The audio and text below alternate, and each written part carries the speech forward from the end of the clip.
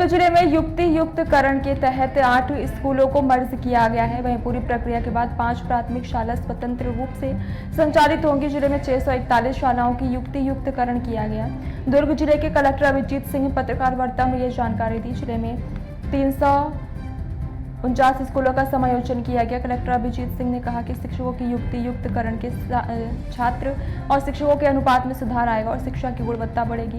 ग्रामीण और शहरी क्षेत्र में कहीं छात्र अधिक हैं तो कहीं शिक्षक अधिक है, इसलिए परीक्षा परिणाम से प्रभावित होकर ये समायोजन किया गया। 286 पूर्व माध्यमिक शालाएं मर्ज होकर अब 200 रह गई। वहीं 27 हाई स्कूलों में 7 स्कूल मर्ज कर दिए गए हैं। 59 हायर सेकेंडरी स्कूलों के समायोजन के बाद अब 36 स्कूल बचे हैं। इसमें 637 शिक्षक अतिथि शेष की श्रेणी में आए हैं। इसमें प्राथमिक स्कूलों को प्रधान पाठक, 8 सहायक शिक्षक, 209 पूर्व प्राथमिक स्कूलों में प्रधान पाठक, 2 और शिक्षक 330 तथा हाई स्कूल के हायर सेकेंडरी स्कूलों में व्याख्याता 88 शामिल हैं।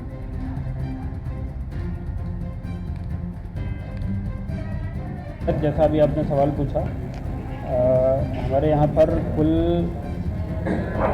6 प्रधान पाठक प्राइमरी, 209 सहायक शिक्षक प्राइमरी स्कूल के,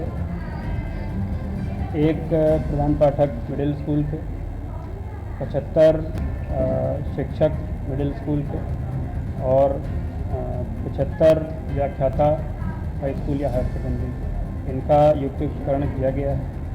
इसके अलावा 254 मिडिल स्कूल के शिक्षक और 11 व्याख्याता जो अतिशेष निकले हैं, इनकी सूची संयुक्त संचालक शिक्षा विभाग को भेजी जा रही है। उनके द्वारा इन पर आगे की कार्रवाई की जाएगी। और हमारे ज़िले में युक्तिकरण के उपरांत भी कुछ पद जैसे मिडिल स्कूल के 11 शिक्षकों के और व्याख्याताओं के 168 पद जो रिक्त निकल रहे हैं, उनकी सूची भी संयुक्त संचालक को भेजी गई है। यदि किसी अन्य जिले में अतिशय शिक्षक इन विषयों के होंगे तो उनकी पदस्थापना यहाँ पर भी की जाएगी। ज़्यादा हो, कम हो और उनकी व्यवस्थापना को लेकर किस तरीके से किया जाएगा और कितने स्कूल ऐसे हैं जो प्रभावित होंगे, जिनको बंद होने की बात कही जा रही है, इसका क्या प्रभाव पड़ेगा शिक्षा को देखिए? देखिए, स्कूल बंद नहीं किए गए हैं। बंद केवल उन केसेस में किया गया है जहाँ पर एक ही परिसर में जैसे एक ही साथ 2 प्राथमिक शाला चल रही थी या एक ही साथ 2 मिडिल स्कूल चल रहे थे।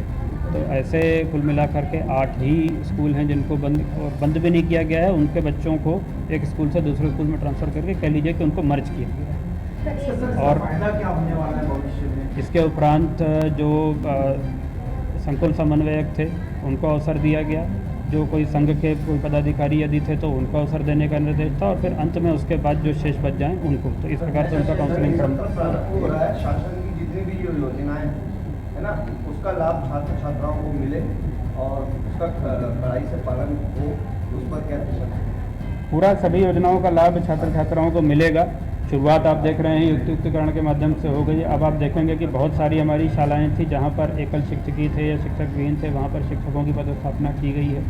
कई स्थानों पर शिक्षक छात्र उतनी संख्या में नहीं थे, लेकिन शिक्षकों की संख्या बहुत ज़्यादा थी। जैसा मैंने उदाहरण दिया कि 235 छात्रों में 17 शिक्षक पढ़ा रहे थे, तो उनमें से अतिशेष का चिन्हांकन करके उनको दूसरी शालाओं में भेजा गया है।